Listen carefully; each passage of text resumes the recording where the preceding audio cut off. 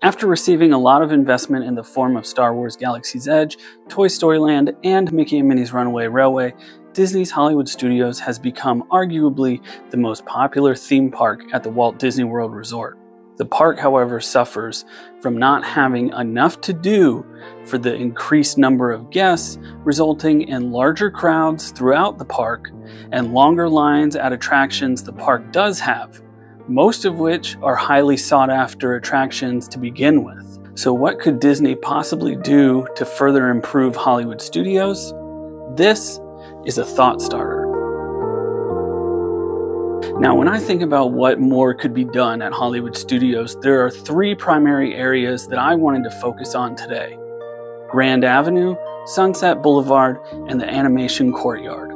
But let's start with what I think is the most obvious and inevitable addition: more Star Wars. Star Wars Galaxy's Edge is undoubtedly one of the most immersive lands in any theme park, and Rise of the Resistance is the most technically advanced and impressive attraction ever put together. I do believe that it is inevitable that Disney will want to make the most out of their Star Wars brand and expand on the experiences within the parks, just like they're doing with the movies and the Disney Plus TV shows. One of the negatives of Galaxy's Edge, though, is that it sticks to a narrative place within the Star Wars timeline. You won't see Vader, Boba Fett, or any other what I'll call legacy characters from the first 6 movies. These characters are almost entirely absent from the Disney World Resort. In the Animation Courtyard area of the park, you can, however, currently meet Darth Vader. If these characters and experiences can't go into Galaxy's Edge, then where could they go without spreading Star Wars on opposite sides of the theme park? Well, conveniently, the Grand Avenue area that currently holds Pizza Rizzo and Muppet Vision 3D sits right between Galaxy's Edge and Star Tours, and this is unfortunately a mostly overlooked area. I couldn't tell you the last time I saw Muppet Vision with a full theater, and the second floor of Pizza Rizzo is one of the most hidden gem areas where you can always find an open table. So I would actually send the Muppets packing, replacing the Grand Avenue area with an entire Star Wars expansion, bridging the gap between Star Tours and Galaxy's Edge. Now let's take a look at what I think could possibly go into this area. The current space occupied by Mama Melrose's Italian restaurant could be used for the new Star Wars Launch Bay meet and greet area, where you could meet Vader, Boba Fett, young Luke and Leia, the new characters from Mandalorian, Andor, and any other upcoming shows could make an appearance here. Disneyland already has a Boba Fett meet and greet, and they will also get Mandalorian and Grogu added to the West Coast Galaxy's Edge, breaking their narrative timeline. However, Hollywood Studios at Walt Disney World can't actually break out of that timeline with the addition of the Star Wars Galactic Star Cruiser, which is a hotel experience heavily relying on a narrative place in the Star Wars timeline. So these characters would have to exist outside of Galaxy's Edge. Another addition to this area could be an immersive Star Wars dining experience where Pizza Rizzo currently sits. This would create an opportunity to experience an intergalactic dinner show that doesn't require the financial commitment of the Galactic Star Cruiser. I could see this being one of the toughest food reservations to get in the entire Walt Disney World Resort. But the big draw to this area could be a Mandalorian stunt show. If you look over at Universal Studios, they've added the Bourne Stuntacular, which is a high-tech stunt show using various physical moving sets and a very large LED screen as the background. This is very similar technology to the Volume, which is a relatively new filming technique that is essentially taking the place of green screen and blue screens.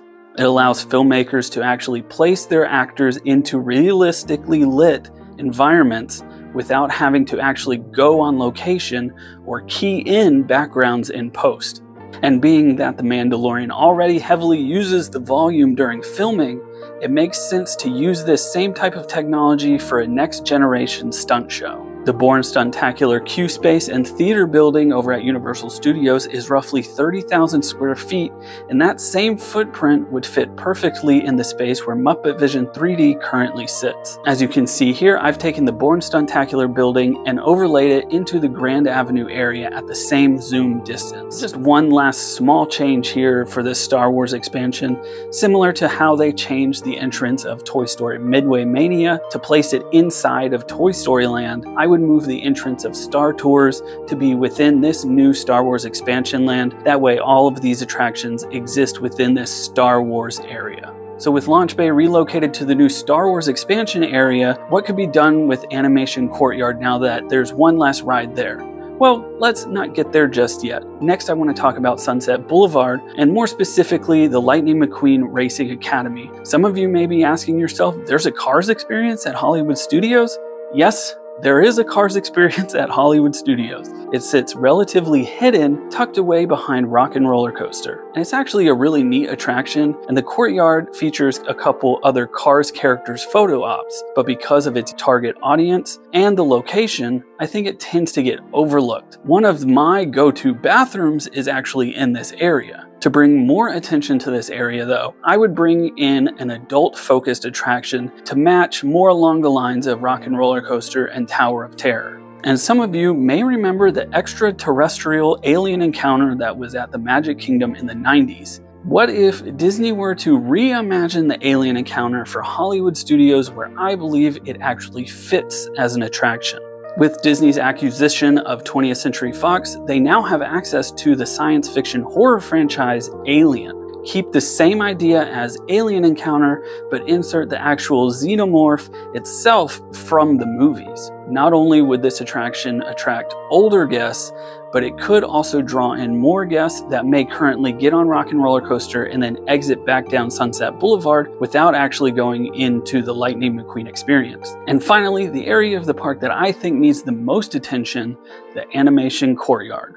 At the time of making this video, Disney still has not reopened the Little Mermaid stage show that closed back when the parks closed in 2020. The building space remains unused for guest access, and as I've already mentioned, the Star Wars launch bay could be moved to the new Star Wars expansion elsewhere in the park. So instead of removing the Muppets from the park altogether, I know you were worried about that, what if we just saw some flip-flopping? In place of the current Animation Courtyard, Hollywood Studios could once again feature a backlot area similar to the previous Streets of America. This area could have a similar style and feel to the current Grand Avenue area, with a more backlot feel like the Streets of America. Disney could even bring back something like the Osborne Family Spectacular of Dancing Lights during the holidays.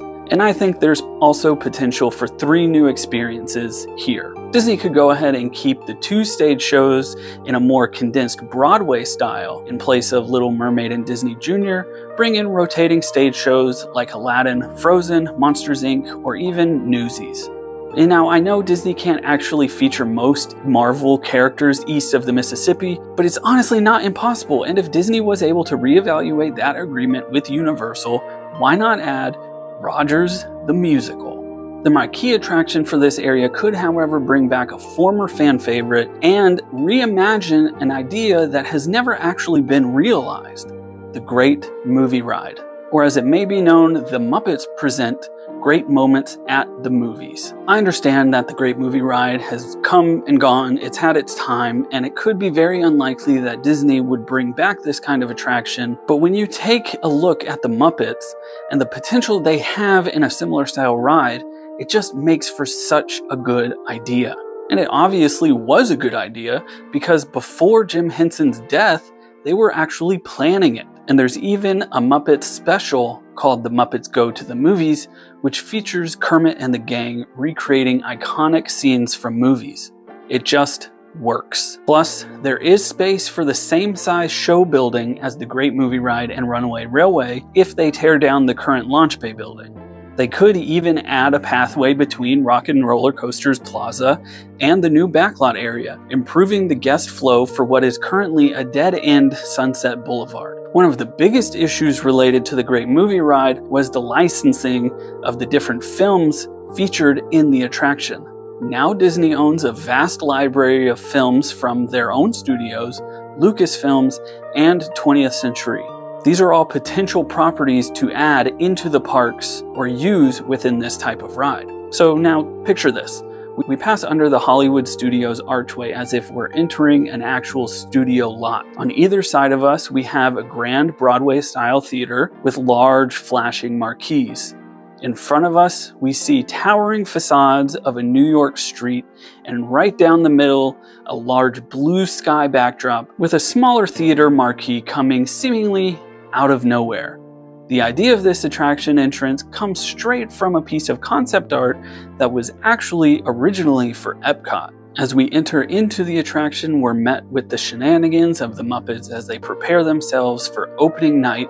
Winding through hallways of dressing rooms, we hear the voices of various Muppets. Once we reach the load area for the attraction, we now find ourselves inside of a grand theater with a stage right in the center. The house lights pulsate to signify we need to take our seats, and once it's our turn, the ushers direct us into our ride vehicles that resemble rows of theater seating. As we sit down, we can now start to hear and see the Penguin Orchestra begin to warm up in the pit in front of the stage. As we await the show to begin, we're thrust into motion and enter the backstage doors where Scooter is barking orders through a headset.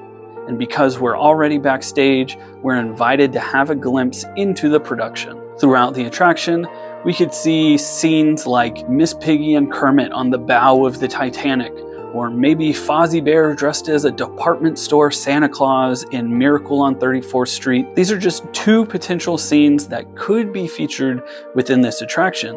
But as you can see scrolling on the screen now, there are plenty of films now available in Disney's library.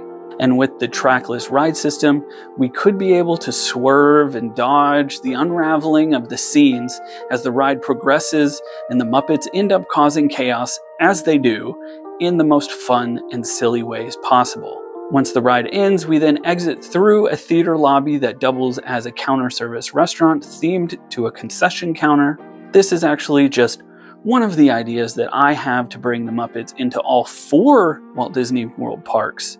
But that's for another video. Thank you for joining me here today to discuss my ideas for possible future improvements to Disney's Hollywood Studios. Let me know what you think about the Mandalorian stunt show, or what you think Disney should do with the animation courtyard, since it is the area that does need the most attention. If you liked this video, please give it a thumbs up and be sure to subscribe for more content in the future. And for now, bye-bye.